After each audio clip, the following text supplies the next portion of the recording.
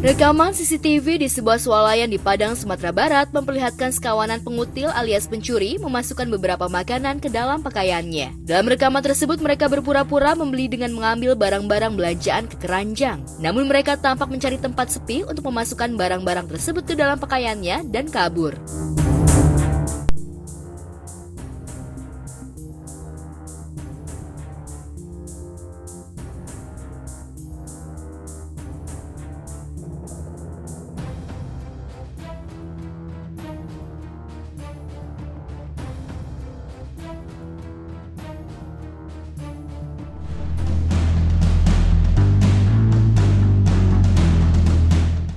Bukan sekali atau dua kali mereka melakukan pencurian tersebut. Mereka merupakan kakak adik yang selalu beraksi di swalayan kawasan Tabing, Koto Tengah, Padang. Aksi mereka tentu saja merugikan pihak swalayan. Hingga akhirnya aksi mereka berhasil diketahui keamanan swalayan dan diserahkan ke pihak berwajib.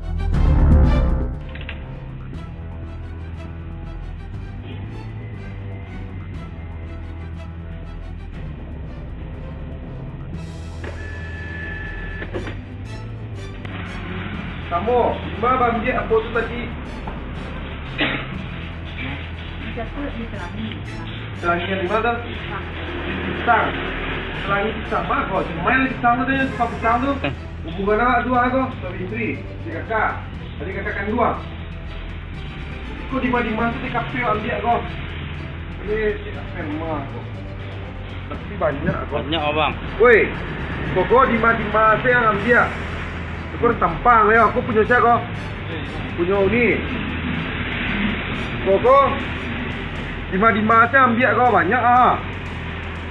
Ada lebih di mana? Di mana tadi nih? Tempat abang tadi? Iya, tempat abang. Pas dia tadi itu baru mau beraksi baru bang, belum sempat ngambil dia pas masuk kita. Tapi Ketahuan. kita udah di sana udah hafal mukanya, udah kita pantau juga setiap hari.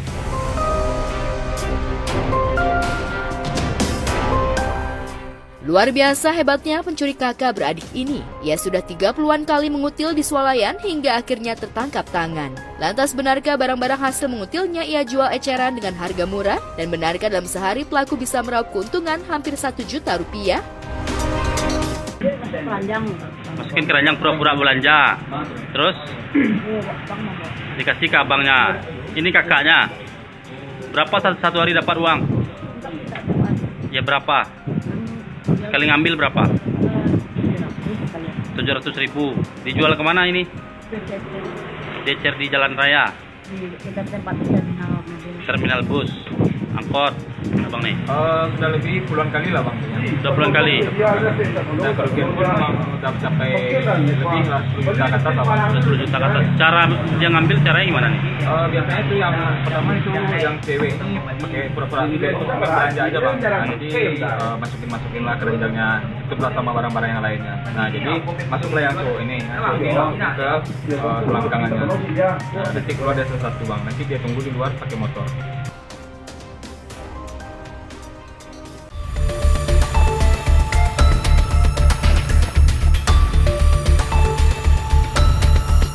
Di tempat terpisah, aksi komplotan pencuri hewan yakni sapi di Gunung Kidul, Yogyakarta cukup meresahkan.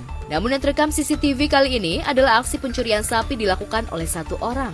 Ia begitu lihai dan tak sedikit pun kesulitan, dari mulai masuk ke kandang hingga menaikkan sapi ke mobil dan kabur.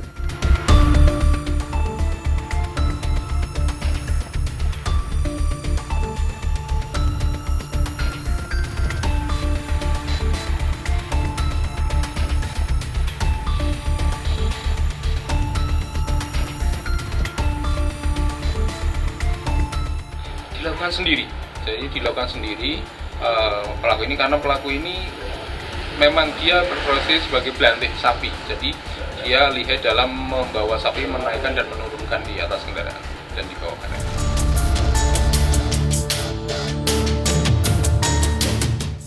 Sejatinya, pemilik sapi sama sekali tak menyadari jika sapi peliharaannya itu telah dicuri. Pasalnya, ia baru saja memberi pakan kepada sapinya yang memang ditempatkan jauh dari rumahnya. Namun ketika pagi, terlihat gembok kandang sapinya sudah rusak dan terdapat jejak kaki orang dewasa. Percaya jika sapinya hilang dicuri, pemilik pun akhirnya melaporkan kejadian ini ke pihak berwajib.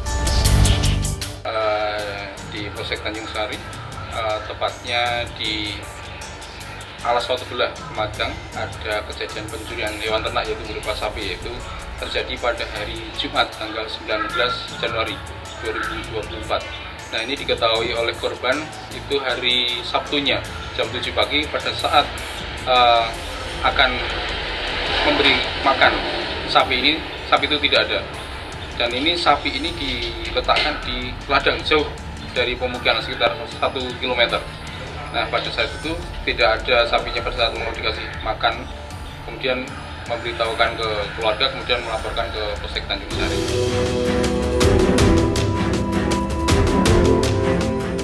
Berbekal rekaman CCTV, pihak berwajib akhirnya berhasil membekuk pencuri tersebut pada tanggal 24 Januari lalu. Polisi pun akhirnya mengamankan barang bukti berupa mobil dan beberapa bukti lainnya.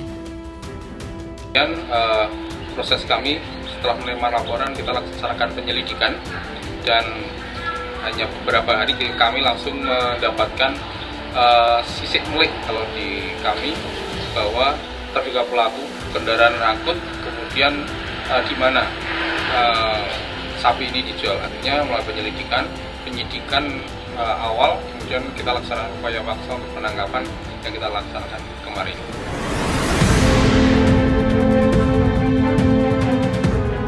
Namun sayang, sapi yang dicurinya tak bisa diselamatkan lantaran telah dijual oleh pencuri dengan harga 12 juta rupiah, sedangkan harga asli sapi senilai 17 juta rupiah.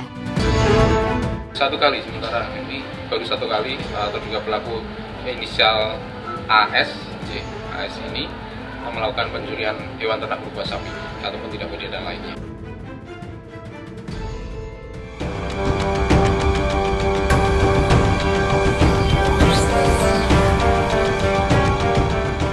Di tempat terpisah, kasus dugaan kepemilikan senjata api ilegal Dito masih terus bergulir. Bahkan kabarnya Nindi ikut terseret dalam pusara kasus yang dialami Dito. Lantas seperti apa tanggapan Nindi ihwal dirinya terseret dalam kasus sang kekasih? Udah ya? Sip, thank you ya. Iya, gitulah. Pokoknya dijalanin aja lah. Pokoknya dinikmatin aja kan. Poinnya kan bukan untuk itu, karena itu memang karena udah terekspos aja jadinya jadi dikonsumsi lagi kan. Jadi sebenarnya kemarin-kemarin juga kalau punya pacar juga nggak kepengen diekspos gitu. Jadi sehingganya sekarang jadi kayak keribetan sendiri, putus diomongin, nggak putus juga diomongin gitu. Jadi males aku yang kayak gitu-gitu. Iya, jadi udahlah dijalanin aja. Pokoknya ya doa yang baik-baik aja.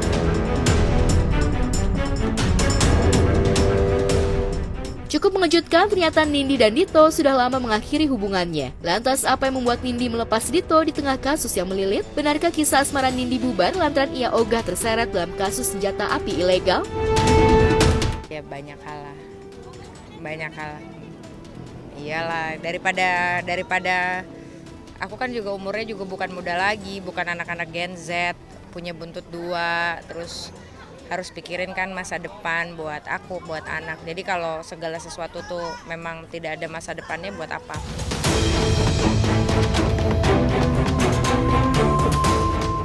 Putusnya Nindi dan Dito mengingatkan kita pada saat Nindi menggugat cerai Askara ketika mantan suaminya terlilit masalah narkoba, senpi ilegal, dan KDRT. Nindi seperti tak ingin jika orang terdekatnya terjelembab dalam masalah hukum. Lantas apa alasan Nindi hingga akhirnya memilih putus dengan Dito, padahal anak-anaknya sudah dekat dengan Dito? Ya biasa aja, secukupnya aja. Deket sih deket, perhatian, terus main ya main, jalan ya jalan. Pernah juga pergi jalan tanpa aku juga pernah, karena waktu itu aku lagi di luar negeri, terus mereka pergi jalan. Nemenin anterin les gitu-gitu juga pernah. Pernah semuanya, pernah dilakukan, mungkin dicoba ya, karena kan beliau juga single ya. Belum pernah punya keluarga, jadi mencoba untuk ini. Ya sebenarnya sih bagus banget, maksudnya mau hands on take over kalau aku nggak ada gitu. Tapi ya aku kan penilaian itu kan bukan cuma hanya dari situ saja. Aku pokoknya kalau anak-anak aku oke, baru aku oke, kalau enggak ya enggak gitu. Nggak ada tipe sih. Kalau untuk sekarang tuh kayaknya aku juga kalau melihat pernikahannya tuh masih trauma ya, karena aku nggak mau aja jadi kayak quality time aku sama anak-anak aku tuh jadi terganggu, atau misalnya kayak entah itu pasangannya nanti nggak suka sama anak aku, yang kayak gitu-gitu aku nggak mau, karena bagi aku tetap prioritas anak aku. Kan ada ya ada yang memprioritaskan pasangannya daripada anaknya. Itu ada banget. Ada banget. Kan karena kan anak-anak ini adalah korban dari perceraian orang tua, sehingga kan dia memiliki kekecewaan antara ibu dan bapaknya gitu kan. Terus kalau aku egois juga untuk memikirkan kebahagiaan aku, kasihan dong. Sedangkan kan aku udah mengorbankan kebahagiaan dia dengan tidak mengutuhkan keluarga. Kan gitu ya.